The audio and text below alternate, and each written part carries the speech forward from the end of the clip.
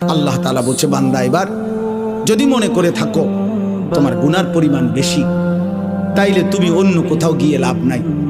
আমি আল্লাহ তোমাকে আশ্বস্ত করতে চাই, গুনাহ যদি তোমার আসমান পরিমাণ হয়, গুনাহ যদি তোমার সমুদ্রের ফেনা পরিমাণ হয়, গুনাহ যদি তোমার হিমালয় পর্বত ছুঁয়ে যায়, গুনাহ যদি তোমার এই জমিনের বালুকণা পরিমাণও হয়, তুমি অন্যদিকে যাইও না।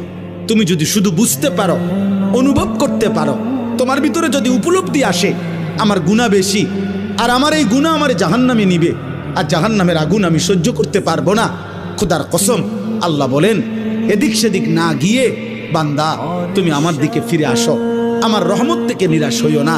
আমি ওয়াদা করলাম, আমি আল্লাহ এক সাগর নয়, আমি হাজার সাগর, এক পৃথিবী নয়, আমি আসমান ছোঁয়া গুনাহ একবারে একসাথে মাফ করে দেব।